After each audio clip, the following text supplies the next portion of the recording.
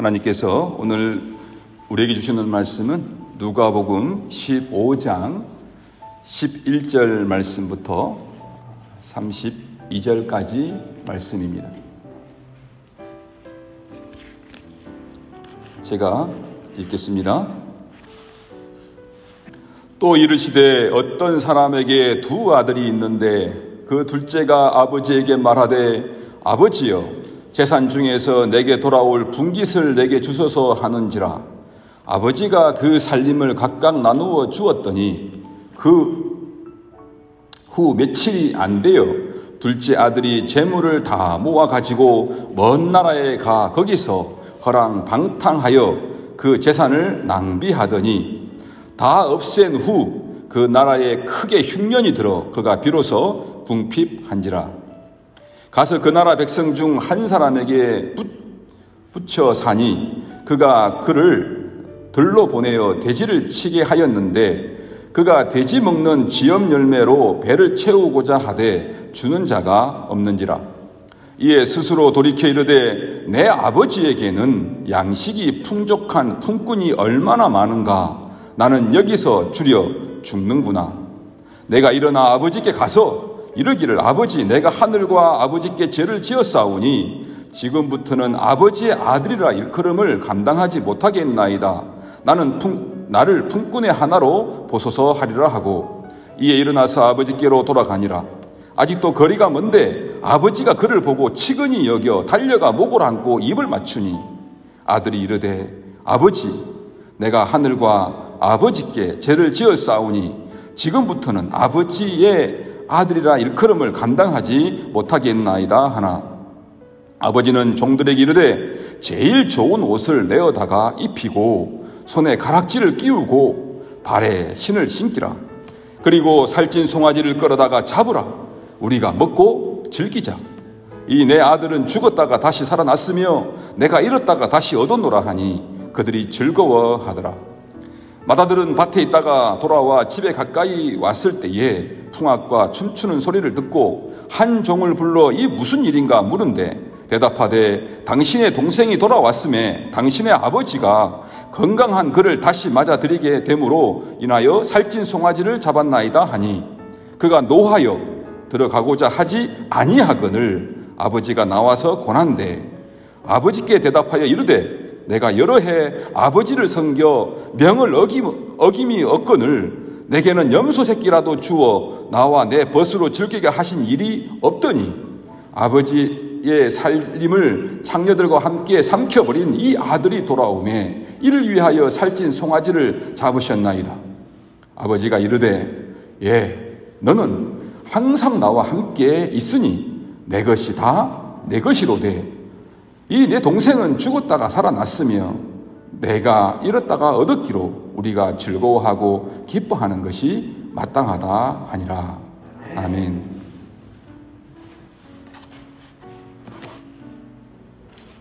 오늘은 우리가 잘 알고 있는 비유의 말씀입니다. 잃어버린 두 아들의 비유입니다. 그러니까 제가 제목으로 사랑이 모든 것을 이긴다. 한번 따라해 보실래요? 사랑이 모든 것을 이긴다. 시작. 사랑이 모든 것을 이긴다. 꼭 기억하십시오.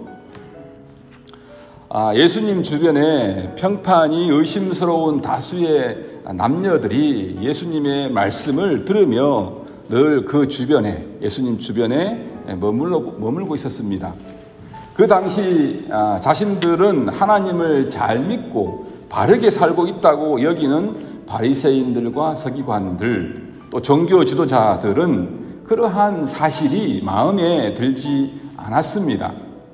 그들은 예수님의 활동 모습을 보며 저 사람은 죄인들을 받아들이고 그들과 함께 식사를 하면서 마치 오랜 친구처럼 그들을 대하는군 그렇게 하면서 예수님을 보고 투덜댔습니다. 그러한 이야기들이 들리자 예수님께서 그들의 투덜거림을 듣고 들려주신 이야기가 마가복음 15장의 비유입니다. 그러니까 마가복음 15장은 지금 바리새인들과 서기관들 그런 사람들을 깨우쳐 주시기 위해서 들려주신 비유입니다. 15장에서는 보통 3개의 작은 이야기들로 구성되어 있고, 이야기들은 뒤로 갈수록 점점 강하게 깊은 의미로 들어갑니다. 첫 번째 이야기에 나오는 이른 양의 비유에서 나오는 그 숫자가 얼마입니까? 100입니다. 100. 목자에게 100마리의 양이 있는데 그 중에 한 마리가 길을 잃었습니다. 목자는 100마리 중에서 한 마리를 찾아 나섰고, 기쁘게도 그 한 마리를 찾아서 너무 기뻤습니다. 그래서 친구와 이웃들을 다 불러서 함께 기뻐하자고 합니다. 100마리 중에 한 마리를 찾았는데 그것도 너무너무 기뻤어요. 그래서 다 친구들 오라 해가지고 기뻐하고 축하하자. 그 첫 번째 비유고, 두 번째 잃어버린 동전 비유 이야기 나오는 숫자는 10입니다. 10입니다. 여자에게 10개의 동전이 있었는데 10개 중에 한 개를 잃어버린 여자가 구석구석 그 동전을 찾다가 마침내 찾아내고 친구와 이웃을 불러서 함께 기뻐하자고 합니다. 100개 중에 하나 찾는 것도 기쁜 일인데 10개 중에 하나 찾는 것, 그만큼 더 중요한 거잖아요. 얼마나 기뻤겠습니까? 그래서 친구들 다 오라 해가지고 함께 기뻐하자. 그러한 두 번째 비유이고요.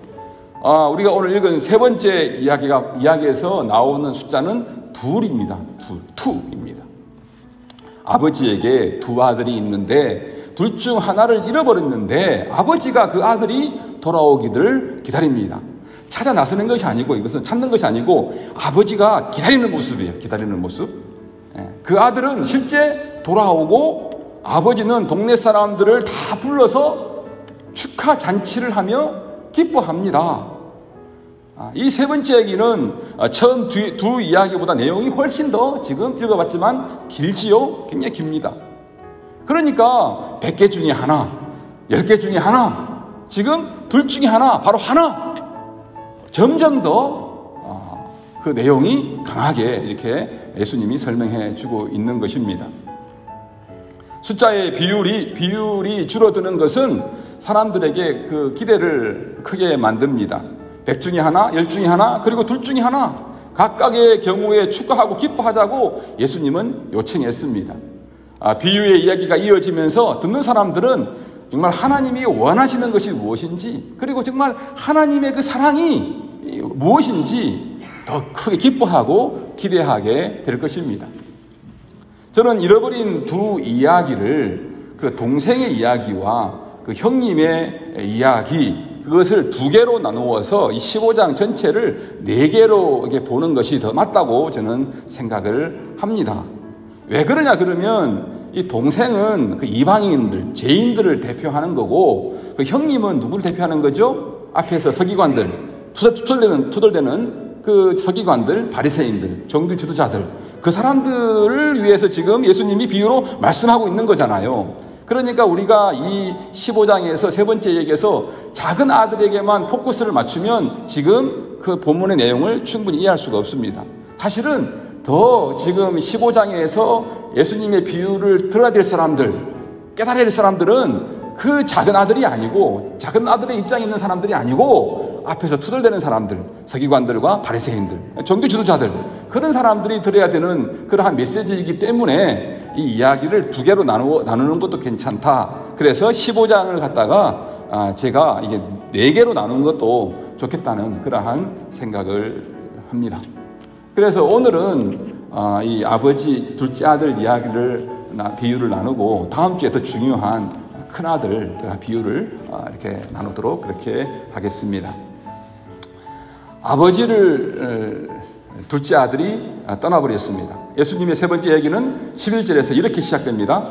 어떤 사람이 있었는데, 누가 주인공이죠? 어떤 사람이에요? 어떤 사람이 누구죠? 아버지예요. 두 아들이 있는 어떤 사람, 그 아버지가 이 이야기의 주인공입니다. 있었습니다. 이게 그렇게 시작됩니다. 이야기 전체를 끝까지 읽어보면 아버지는 두 아들에게 거부당하고 배척을 당합니다. 남이 아니고 아들들에게 거부당하고 배척을 당해요. 그러나 아버지는 두 아들을 사랑하십니다. 그리고 바로 그 사랑 때문에 아버지가 너무너무 고통을 당하십니다. 사랑이 있는 곳에 고통이 있는 거예요. 그렇죠? 가장 사랑하는 두 아들에게 거부당하고 배척을 당하니 아버지가 얼마나 고통을 느끼셨겠습니까? 아버지는 먼저 둘째 아들에게 고통을 당하십니다. 어느 날 둘째 아들은 아버지에게 상상할 수 없는 요구를 합니다. 12절은 이렇게 기록되어 있습니다. 그 둘째가 아버지에게 말하되 아버지여 재산 중에서 내게 돌아올 분깃을 내게 주소서 하는지라. 그 당시에는 이러한 요청을 아들은 아버지에게 할 수 없었습니다. 왜냐하면 아버지가 살아 있었을 때에 재산을 나누어 달라고 하는 것은 그냥 쉬운 말로 아버지가 빨리 죽기를 원한다는 말과 같은 뜻이었기 때문입니다. 아버지 빨리 죽으세요 하는 말이에요. 둘째 아들의 요청에 대해 같은 동네 사람들에게 우리가 객관적으로 가서 물어보면 이러한 반응을 했을 것입니다. 여러분, 마을에서 둘째 아들처럼 아버지에게 이러한 요구를 하는 사람을 본 일이 있습니까? 그러면 동네 사람들이 어떻게 대답을 할까요? 이렇게 대답할 것입니다. 아니요. 절대 그럴 수가 없어요. 그럴 수가 없습니다. 그렇다면 그러한 요청을 할 수 있다고 생각을 하십니까? 아니요. 정신 나간 일입니다. 절대 그럴 수가 없습니다. 그러면 여러분, 만일 누군가가 그랬다고 합시다. 그러면 어떻게 되겠습니까? 아마 아버지가 그 아들을 몽둥이로 때렸을 것입니다. 그렇고 말고요. 왜 아버지가 그랬을까요? 우리가 사는 마을에서는 그러한 요구는 아버지가 죽었으면 좋겠다는 뜻이니까요. 아마 우리가 객관적으로 가서 그 주민들을 인터뷰하면 아마 주민들은 그렇게 사람들은 대답을 할 거예요. 그런데 둘째 아들은 아버지께 자신에게 돌아올 재산의 몫을 요구합니다. 이와 관련해서 신명기 21장 17절은 이렇게 말씀하고 있습니다. 반드시 그 미움을 받는 자의 아들을 장자로 인정하여 자기의 소유에서 그에게는 두 몫을 줄 것이니 그는 자기의 기력의 시작이라 장자의 권리가 그에게 있음이라. 아들의 요구는 아버지의 전 재산에 그럼 얼마가 되겠습니까? 장자가 아니잖아요. 그죠? 그러면 3분의 1이 그 둘째 아들의 몫이에요. 3분의 1에 해당했을 거예요. 그 당시 전통적인 문화는 아버지가 아들에게 일부 재산을 주었고 아들도 주인이 될 수 있었지만 그래도 그 재산을 팔 수 있는 권한은 아버지께 있었습니다. 그러므로 아버지가 어느 정도 그 재산을 통제할 수 있었던 것이지요. 또한 아들에게 준 땅에서 일부의 수익금을 아버지가 가질 수가 있었습니다. 그렇잖아. 재산을 나눠줬는데 아버지는 못 먹고 살아요. 그러면 자식들에게 일부의 수익금을 받아가지고 생활을 했어야 되는 거예요. 그래서 법적으로 어느 정도 그런 장치를 하는 거예요. 너희 아버지 그 허락 없이 재산을 받았다고 해가지고 마음대로 팔 수 있는 게 아니고 그 아버지의 권한도 인정해드리면서 자기 것을 소유하는 거예요. 그리고 일부의 수입이 있으면 그것을 아버지가 생활할 수 있도록 드림으로써 아버지를 살아갈 수 있게 하는 겁니다. 물론 이미 아들의 것이 되었기 때문에 또 아버지도 그 자녀들에게 준 재산을 이래라 저래라 마음대로 할 수는 없었습니다. 참 지혜롭지요. 아들 역시 아버지가 살아 계시는 동안에는 다른 사람에게 땅을 그래서 팔 수가 없었습니다. 그렇다면 둘째 아들은 아버지를 2번씩이나 부끄럽게 하고 사람들에게 창피를 당하게 한 것입니다. 첫 번째는 아버지가 죽은 후에 받을 자신의 몫을 미리 달라고 요청한 것은 정말 아버지의 마음을 아프게 하고 찢어놓는 것이잖아요. 또 이 요청을 들은 아버지가 정말 그 말을 듣고 마음이 아파서 아마 속으로 울었을 거예요. 내가 자식을 정말 잘못 키웠구나. 어떻게 내 자식이 나한테 이럴 수가 있지? 정말 아들에게 그 이야기를 듣고 정말 너무너무 자식을 잘못 키운 거에 대해서, 내 자식이 이런 모습인 것에 대해서 너무너무 서글퍼하면서 너무 울었을 거예요. 두 번째는 아버지께 받은 것을 모두 팔아버렸기 때문입니다. 그 당시 시골에서 가족의 재산은 현금이나 보물들이 아니라 뭐였죠? 땅과 집, 그리고 가축들이었습니다. 이러한 재산의 3분의 1을 잃었다는 것은 그 동네에서 그 집의 위치는 어떻게 했습니까? 아래로 떨어졌고, 그 동네에서 체면은 엄청난 타격을 아버지가 입은 것입니다. 여러분들 기억하시죠? 우리가 미국에 살고 있지만 지금은 우리가 자유롭게 살고 있으니까 이런 거에 별로 없지만, 제가 어렸을 때만 해도 그 동네에서 가장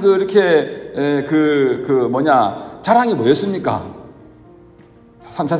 자랑이 우리 집 땅이 논이 몇 마지기고 밭이 몇 마지기고 산이 얼마고, 그런 걸로 사람들이 목에 힘을 주었어요. 그렇잖아요. 땅 부자. 땅 부자가 제일 목소리 컸어요. 왜냐하면 땅이 그 당시에 재산이었고 먹고 사는 문제였잖아요. 그래서 막 사람들이 땅 자랑했잖아요. 땅. 지금도 한국이 땅 때문에 막 시끄럽잖아요. 땅이 많은 사람이 큰 소리를 쳤고, 땅이 적은 사람들은 땅 많은 사람들을 부러워했습니다. 그냥 땅이라는 게 그 사람의 어떤 그 재산 정도가 아니라 그 사람의 명예고 체면이고 위치였었어요. 땅이 많은 것이. 그런데 지금 둘째 아들이 그 아버지의 마음을 막 갈기갈기 찢어놓고 거기다가 또 땅을 또 팔아버렸어요. 그랬으니 이제 재산이 어떻게 된 거예요? 3분의 2로 아버지가 줄어들어 버렸잖아요. 그 동네에서 아버지가 위치가 떨어져 버린 거예요. 둘째 아들은 그 당시 문화에 살 수 없는 일을 냉정하게 아버지에게 요청했을 뿐만 아니라 가족의 땅을 현금으로 바꾸었습니다. 13절입니다. 그 후 며칠이 안 되어서 재산을 받았어요? 어떻게 합니까? 그 후 며칠이 안 되어서. 그 후 며칠이 안 되어 둘째 아들이 재물을 다 모아가지고 먼 나라에 가서, 이렇게 기록되어 있습니다. 이 일은 매우 어리석게 처리된 것입니다. 특별히 여러분, 땅을 팔 때에는 많은 시간적인 여유를 두고 흥정을 해야 지값을 받습니다. 그죠? 집을 팔 때도 지금도 마찬가지죠. 갑자기 팔거나 급하게 매물을 내놓거나 또 급하게 사게 되면 그만큼 많은 어떻게 합니까? 손해를 감수를 해야 된다는 거예요.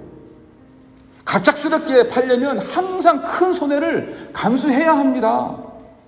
그 후 며칠이 안 돼요. 아마도 둘째 아들은 이러한 것에 별로 관심이 없었던 것 같아요. 아버지가 그냥 힘들게 모아놓은 재산인데 그냥 빨리 아버지 주신 거 받아가지고 가야 되겠다는 그 마음이 급했던 것 같아요. 늘 사람이 그래요. 뭔가 욕심을 가지고 마음이 급하면 막 실수가 연발입니다. 손해를 엄청 봐요, 인생들. 10년, 20년 쌓아놓은 거 한순간에 그냥 다 날릴 때도 많잖아요. 마음이 급해가지고 뭔가 씌어있거나 있잖아요. 그럴 때가 있잖아요. 그러면 한순간 인생이 훅 가버리는 거예요. 지금 이 둘째 아들의 모습이 그런 모습이에요. 상황 판단이 안 되는 거야, 그냥 이렇게 지금. 재산을 나누어 달라고 떼를 쓰고 받자마자 제 가격도 받지 못하고 급히 팔았던 것 같습니다. 싸게 그냥 팔아버렸던 것 같아요. 옆에서 이 현실을 바라보는 아버지, 아버지의 마음은 얼마나 아팠을까요? 그리고 그것을 바라보고 있는 형은 얼마나 화가 났을까요? 이 어리석은 이 동생 때문에, 이 나쁜 것 때문에 너무너무 화가 났을 것 같아요. 둘째 아들은 그렇게 행동함으로써 자신의 진정한 그 유산을 많이 잃게 됩니다. 또 사회에서 안정적으로 살아가는 관계를 잃어버렸고 자신이 생활하는 데 필수한 수단도 잃어버립니다. 우리가 잘 알다시피 시골 사람들에게는 가족과 마을과 그 땅은 자기 목숨만큼 소중한 것이기 때문입니다. 둘째 아들은 아버지로부터 자유를 원해서 자기 가정과 집으로부터 자기를 사랑하는 가장 소중한 것으로부터 누구가 그렇게 요청한 게 아니에요. 자기 스스로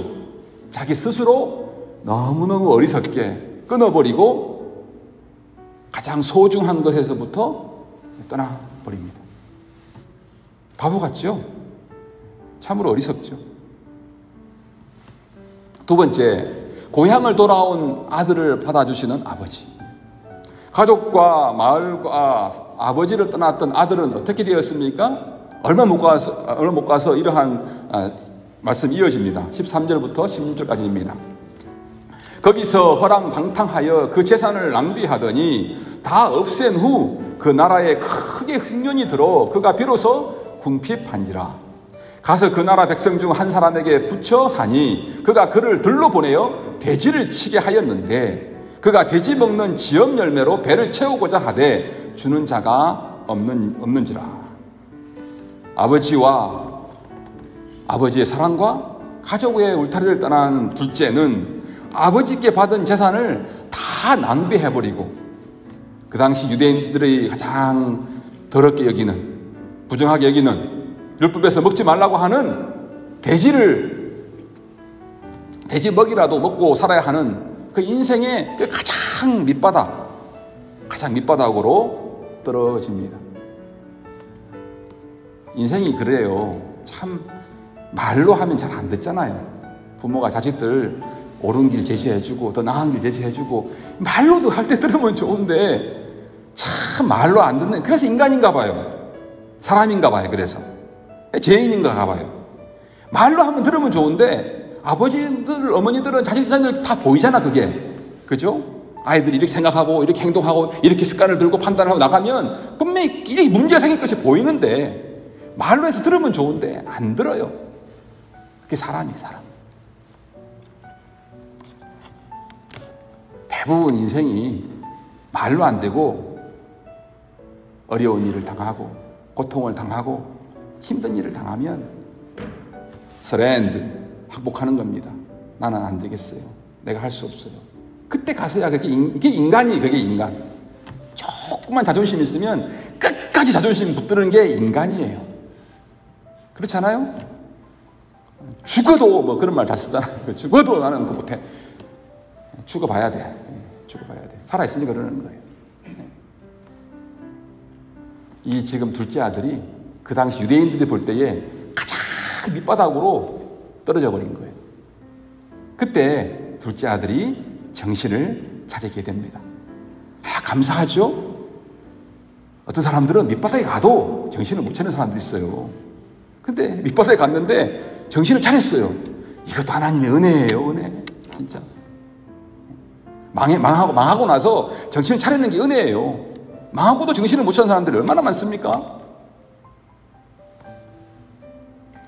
아버지와 집을 부끄럽게 하고 망신을 주며 재산을 가지고 집을 나간 사람이 무슨 얼굴로 다시 집으로 돌아와 살 수 있겠습니까? 그렇게 아버지를 개망신 주었는데 동네에서 집에 돌아와 산다는 것은 또 그 형과 화해한다는 의미이기도 했습니다.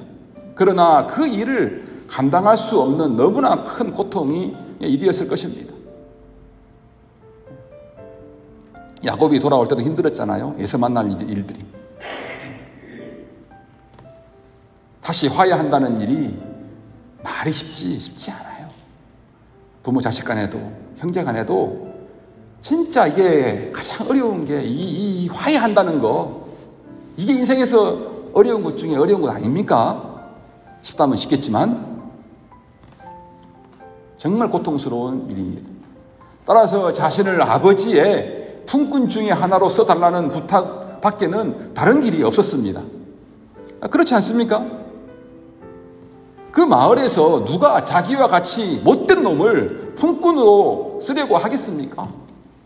가족의 재산을 갈라가지고 집을 나간 놈, 이방인들과 그 재산을 허랑방탕하게 낭비한 놈, 이러한 못된 자식을 누가 동네 사람들이 품꾼으로 쓰려고 하겠습니까? 누가 그 사람을 추천하겠어요? 이 사람 괜찮아? 한번 써봐. 누가 그러겠냐고요. 그런 사람 쓰면 같이 욕먹는데, 자식이 아버지의 마음을 생각할 때에 그래도 아버지께 부탁하는 길이 최상이라고 생각을 했던 것 같습니다. 다른 길이 안 보여. 마지막에 그래도 우리 아버지는 될 것 같아. 그런 마음을 가진 것 같습니다. 고향 마을로 돌아가면 그를 기다리고 있는 것은 무엇이겠습니까? 마을 사람들은 불편한 눈으로 볼 것이며 나쁜 사람을 대하듯 대할 것입니다.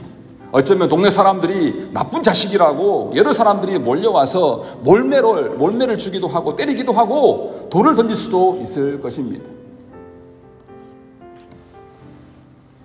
아들이 마을로 돌아오면 무슨 일이 그에게 닥칠지 잘 아는 사람이 누굴까요?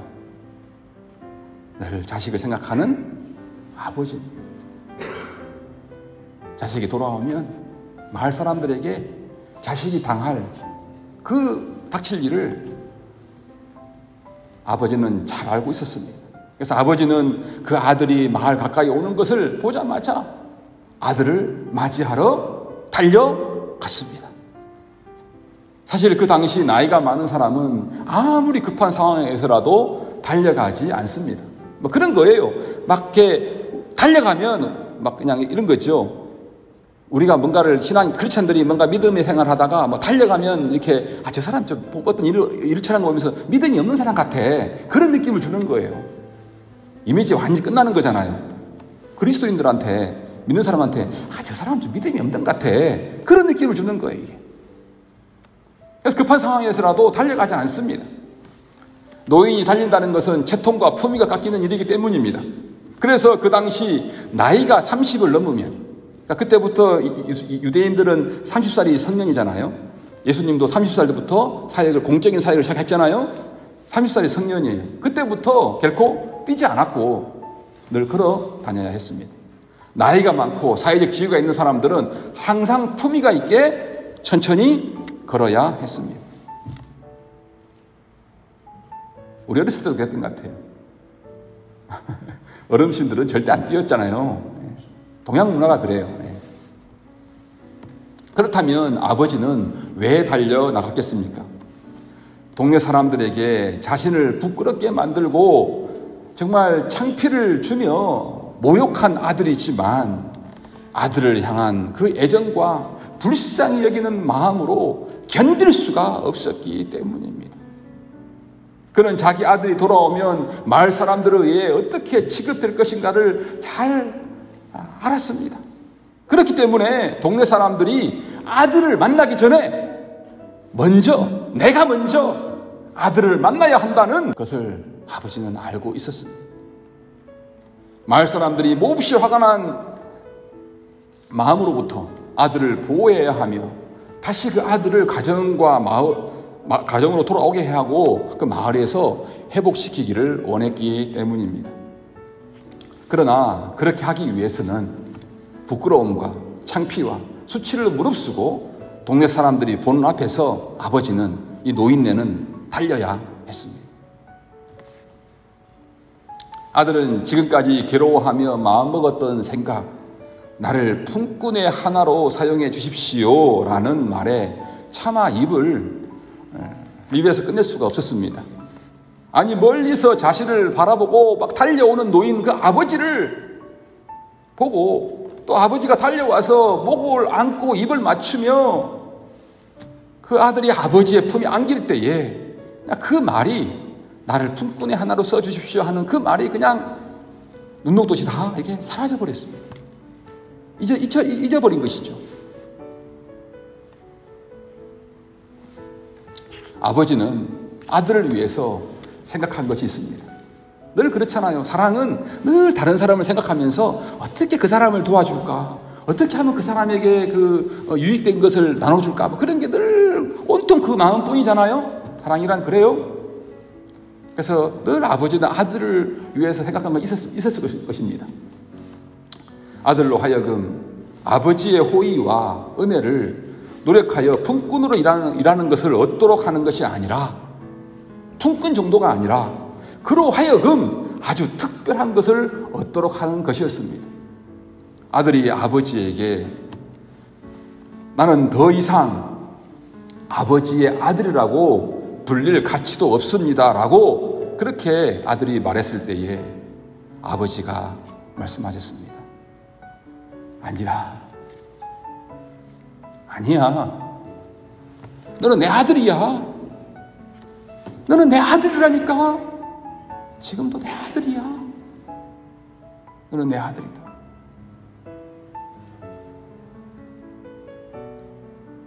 아버지가 정말 하고 싶은 말 아닐까요? 아버지가 하고 싶은 말, 자식에게 내가 너의 아버지야. 정말 하고 싶은 말이에요. 내가 내 아버지라니까. 제일 하고 싶은 말이에요. 그때 아버지가 얼마나 기쁘겠습니까? 그 말을 할 때에. 제가 LA에 몇 달 전에 어떤 카톡을 하나 보냈는데 그 어머니가 그러는 거예요. 그 집사님이, 목사님, 저는 자식들에게 어머니라 불릴 자격도 없는 사람입니다. 그러는 거예요. 늘 어머니 마음에서는 이렇게 자식들한테 미안하죠. 딸은 시집에 갔는데 유방암에 걸려가지고 수술한 후에 고생하고 있지. 아들도 좀 힘든 가운데 있지. 죄인 같잖아요. 어머니가 자식들한테 내가 너 어머니야 그런 말도 참 하기 힘드신가 봐요. 그런데 내가 내 아들이다 라고 말하는 거, 이게 부모에게 가장 큰 영광이고 기쁨 아닙니까? 얼마나 기쁜 일이에요. 그래서 어떻게 합니까? 그 아버지는 종들을 불렀습니다. 종들. 그러니까 종들도 많고 지금 그 아버지가 꽤 잘 사는 집안이고 그 동네에서 잘 나가는 사람이잖아요. 그런데 이 둘째 아들이 완전 아버지를 개망신시킨 거잖아요. 종들을 불렀습니다. 서둘러라. 제일 좋고 깨끗한 옷을 가져와서 그에게 입혀라. 그의 손가락에 가죽 반지를 끼워주고 발에는 신발을 신기라. 그렇게 막 기쁜 가운데 명령을 했습니다.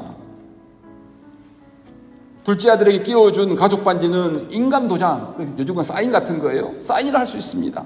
그 당시 풍속으로는 반지는 공문서를 찍을 때 이렇게 사용하는 것이었습니다. 그렇다면 반지를 낀 둘째 아들은 이제 가족의 재산과 토지를 관리할 수 있는 권위로 다시 회복된 것입니다. 발에 신기워진 신발 역시 아들로 다시 회복되었다는 상징입니다. 그 당시 일반적으로 노예들은 맨발로 다녔습니다. 그러나 아들은 이제 맨발이 아니에요. 신발을 신었습니다. 잠시 후 동네 사람들이 돌아온 둘째 아들을 보기 위해서 집으로 들어닥칠 것입니다. 그리고 그들의 아들의 손에 끼워진 반지와 발에 신은 신발을 보며 아버지가 이 못된 아들을 용서하고 아버지가 그 아들을 가족으로 받아들였다는 것을 확인하게 될 것입니다. 그리고 아버지는 이제 좋은 옷을, 깨끗한 옷을 입히고 반지를 끼워주고, 그죠? 신발을 시키고 멋진 아들로 이제 여분을 만들었어요. 그리고 이제는 어떻게 합니까? 이제 아버지는 아들이 돌아왔다고 종들에게 또 명령을 합니다. 잔치하자. 잔치를 명령합니다. 집에서 가장 좋은 살찐 송아지 잡아라. 집에서 가장 맛있는 좋은 살찐 송아지 잡아라. 요즘 말로 말하면 소고기 스테이크 한번 먹어보자. 가장 비싼 소고기 그냥 입에 넣기만 하면 살살 녹는 그런 맛있는 소고기 파티, 스테이크 파티 한번 해보자. 한번 만들어봐라. 기쁜데 지금 얼마나 기쁜 시간이에요. 살찐 송아지를 잡는다는 것은 온 동네 사람들을 다 초청하여 큰 잔치를 베풀어서 아들이 돌아온 것을 함께 기뻐하기 위해서였습니다. 송아지 한 마리를 한 가족이 다 하루에 먹기는 힘든 일입니다. 가능한 동네에 많은 사람들을 다 초대해가지고 다 오세요, 다 오세요. 우리 아들 왔어요. 함께 기뻐하며 잔치합시다. 축하합시다. 맛있는 소고기 스테이크 준비됐으니까 같이 먹읍시다. 같이 기뻐합시다. 그렇게 하기 위해서 종들에게 명령을 한 것입니다. 가장 좋은 옷과 반지, 신발, 그리고 살찐 송아지와 잔치, 이것들이 무엇을 의미합니까? 깨어진 관계가 다시 회복된 것에 대해 아버지가 크게 기뻐하며 큰 잔치를 열었다는 것입니다. 아버지의 고통은 자신의 재산이 많이 없어진 것도 아니었습니다. 아직 3분의 1 없어지면 어때요? 자식을 위해서. 또 자신이 동네 사람들에게 좀 부끄러움 당하는 것, 그것도 좀 어떻습니까? 자식을 위해서 당할 수 있어요, 그거. 안 그렇습니까? 그까짓 게 뭡니까? 저도 살아보니까, 제가 이런 얘기 하면 교인 여러분들은 어떻게 생각할지 모르겠지만, 저는 교회 식구들이 뭐가, 이렇게 필요하다 그러면, 제가 저를 위해서는 누구의 부탁을 잘 못하겠는데, 우리 교회 식구 중에 누가 한 명이 지금 도움이 필요합니다. 요즘 말로 쪽팔림을 당해서라도 저는 가서 말하고 합니다. 그까짓 거 별로 중요한 것도 아니에요. 우리 식구들이 잘 됐으면 했다 그러면 재산 좀 없어지는 것도 없고 좀 부끄러움 당하는 거 그까짓 거 좀 어떻습니까? 쪽팔리는 거 좀 어때요 그거? 아무렇지도 않아요 그거 살아보니까. 그거 아무것도 아니에요 그거. 그런 것 가지고 인생 그런 사람들은 진짜 어리석은 사람들이에요 제가 볼 때. 또 자식들에게 좀 모욕당하는 거 그것도 고통 아니에요. 자식이 나한테 좀 어떻게 하면 어때요? 그것도 아무것도 아니에요. 따지고 들면. 안 그렇습니까? 그런 것이 아버지가 당하는 고통이 아니었어요. 가장 근본적인 고통은 이 자식과의 관계가 끊어지는 거예요. 자식이 이제 떠나는 거예요. 함께 할 수 없는 거예요. 그런 것들이 고통이에요. 더 고통은 자식이 정신을 못 차리고 인생을 방황하면서 잘못 살아가는 거예요. 그것이 가장 큰 아버지의 고통인 거예요. 그렇지 않아요? 우리 자식을 키우면서 자식이 인생의 길을 잃어버리고 방황하고 헤매이고 인생을 낭비하고 잘못 살아갈 때에 그것이 아버지는 정말 쪽팔리는 거예요. 그게 가장 큰 고통인 거예요. 그거 돈 좀 얻고 좀 무시당하고 부끄러움 당하는 거 그까짓 게 아무것도 아닌 거 아닙니까? 정말 부모의 마음은, 아버지의 마음은 아들이 좀 반듯하게 인생을 좀 바르게 살고 바른 길을 가고 자기 할 걸 다 잘하면서 인생 낭비하지 않고 참 하나님 주신 귀한 생명을 잘 사용해서 하나님께 드리는 것, 그러지 못할 때에 그것이 우리가 정말 아버지가 가슴을 치는 일 아니에요? 속상한 일 아니에요? 쪽팔린 거 아니에요 그거? 정말 그런 것 같아요.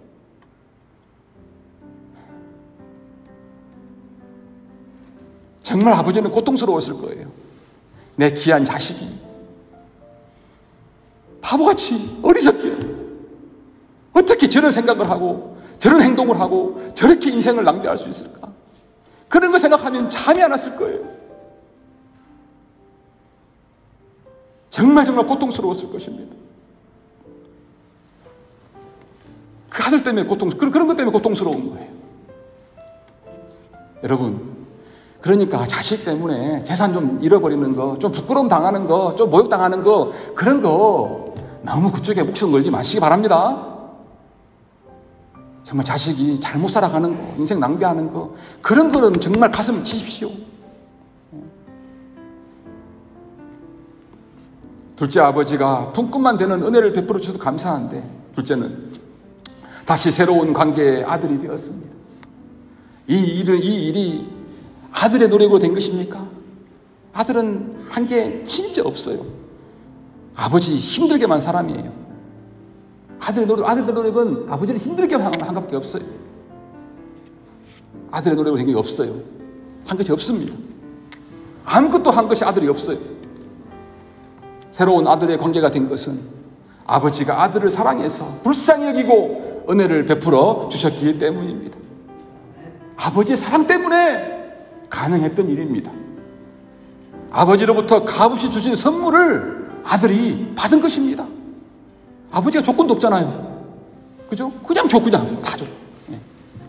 그 나쁜 자식을 갖다가. 바울 사도는 이 놀라운 사실을 에베소서 2장 8절에서 우리에게 이렇게 알려주고 있습니다. 너희는 그 은혜에 의하여 믿음으로 말미암아 구원을 받았으니 이것은 너희에게서 난 것이 아니요 하나님의 선물이라. 우리가 작은 아들처럼 하나님의 아들이 된 것은, 가족이 된 것은, 다시 새로운 관계가 된 것은 오직 아버지의 은혜, 아버지의 사랑으로 우리가 하나님의 자녀가 된 것이에요. 하나님 은혜를 베푸셔서 우리에게 의의 옷을 입혀주시고 손가락지 반지 끼워주시고 신발을 신겨주신 거예요. 우리 아버지께서 우리에게 하신 거예요. 너희는 그의 은혜, 그 은혜에 의하여 믿음으로 말미암아 구원을 받았으니 이것은 너희에게서 난 것이 아니요 너희 한 것 없어. 오직 하나님의 선물이다. 은혜다. 하나님의 사랑은 이처럼 엄청납니다. 자신을 거부하고 대적했던 죄인들을 자녀로 받으시고 기뻐하시고 잔치를 베푸신 사랑을 가지신 그러한 하나님입니다. 사랑하는 은혜와 평강교회 가족 여러분, 우리는 알게 되었고 이제 말할 수가 있습니다. 하나님은 사랑으로서 당신의 사랑을 깊이 깨닫게 하심으로써 내가 너를 얼마나 사랑하는 줄 아니 그것을 깨닫게 하심으로써 그 죄인들의 마음속에 있는 딱딱한 돌들을 다 치우시고 어둡고 차가운 마음을 녹여버린다는 것을요. 늘 하나님은 내가 너를 얼마나 사랑하는 줄 아니. 십자가를 봐. 예수님, 내가 너를 위해서 죽이는 아들을 봐. 내가 너를 얼마나 사랑하시는 줄 아니. 그 사랑을 자꾸 우리들에게 깨닫게 하심으로써 우리의 마음속에 있는 그 돌들을 다 치우시고 우리 차가운 어두운 마음들을 다 밝게 하시고 높게 하시고 그렇게 하시는 거예요. 우리가 자식을 키울 때 다른 거 없잖아요. 반세가, 수정아, 서윤아, 지윤아, 내가 너를 얼마나 사랑하는 줄 아니? 우리 다양한 모습으로 그거 하는 거잖아요. 종무야, 그지? 아버지의 사랑 앞에 어찌 아들이 변하지 않을 수가 있겠습니까? 아버지의 사랑은 아들이 상상할 수 없을 만큼, 아들은 아버지의 사랑을 생각할 때에 내가 죄인이기 때문에 그냥 품꾼 정도 나를 대해주는 것, 그 정도밖에 아버지의 사랑을 생각하지 않았어요. 그런데 아버지는 품꾼이 아니고 얘야 너는 내 아들이라니까, 그 정도의 사랑으로 우리가 상상하는 것보다 더 큰 사랑을 우리에게 베풀어 주시고 그 큰 사랑을 가지고 계신 분이 바로 우리 아버지입니다. 어떻게 우리 자식이 그 아버지의 마음을 헤아리겠어요? 100분의 1도 안 될 거예요. 하나님의 사랑이 사람을 변화시킵니다. 그리하여 아버지의 사랑을 받은 자녀로 하여금 오히려 둘째 아들 같은 사람들을, 죄인들을, 세상 사람들을 사랑으로 품게 하십니다. 우리의 마음 가운데 아버지의 사랑을 받았고 아버지 사랑이 있기 때문에 그 사랑으로 우리도 우리 옆에 있는 죄인들을, 둘째 아들 같은 사람들을, 진짜 화나게 하는 사람들을, 모욕 주는 사람들을, 창피 주는 사람들을, 열받게 하는 사람들을, 그들을 품게 하시는 것입니다. 이로써 하나님은 선포하십니다. 우리가 그렇게 할 때 하나님 선포하십니다. 뭘 선포하십니까? 보아라, 내 사랑이 이렇게 세상을 이긴다. 오늘 하나님께서 우리들을 통해서 하고 싶은 게 이거예요. 우리가 이 세상을 사랑하는 것을 보면서 보아라, 내 자녀들을 통하여서 내 사랑이 이 세상을 이긴다니까. 우리들을 통해서 그것을 증거하고 보여주시기를 원하십니다. 그래서 영광 받으시기를 원하십니다. 내 사랑이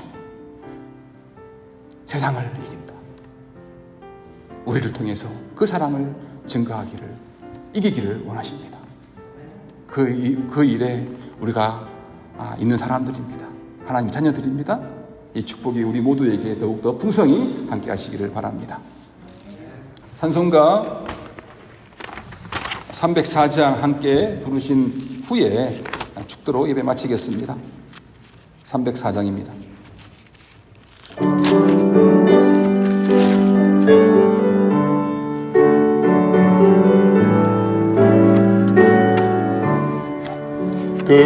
크신 하나님의 사랑 말로 다 영영 못하네. 저 높고 높은 별을 넘어 이 낮고 낮은 땅 위에 죄범한 영혼 구하려 그 아들 보내사 화목제물 삼으시고 죄 용서하셨네. 하나님 크신 사랑은 증량다 못하네. 영원히 변치 않는 사랑 성도여 찬양하세. 괴로운 시절 지나가고 땅 위에 영화세할 때 주 믿지 않던 영혼들은 큰 소리 외쳐 울어도 주 믿는 성도들에게 큰 사랑 베푸사 우리의 죄 사했으니 그 은혜 잊을까. 하나님 크신 사랑은 증량다 못하며 영원히 변치 않는 사랑 성도여 찬양하세. 하늘을 두루마리 삼고 바다를 먹물 삼아도 한없는 하나님의 사랑 다 기록할 수 없겠네. 하나님의 크신 사랑 그 어찌 다 쓸까. 저 하늘 높이 쌓아도 채우지 못하리. 하나님 크신 사랑은 증량다 못하네. 영원히 변치 않는 사랑 성도여 찬양하세. 아멘.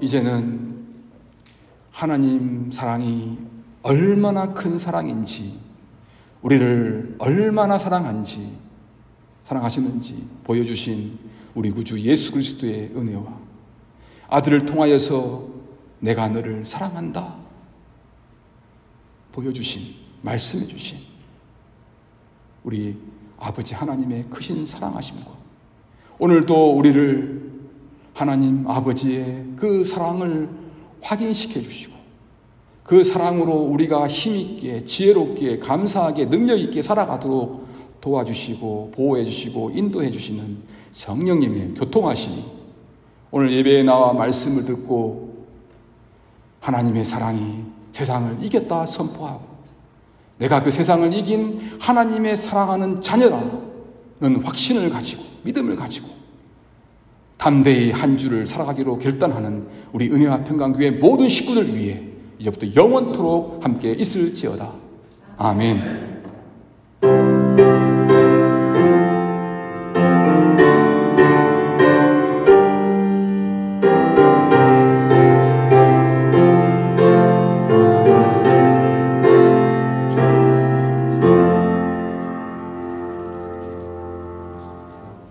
예배를 마쳤습니다. 안전하게 귀가하시기 바랍니다.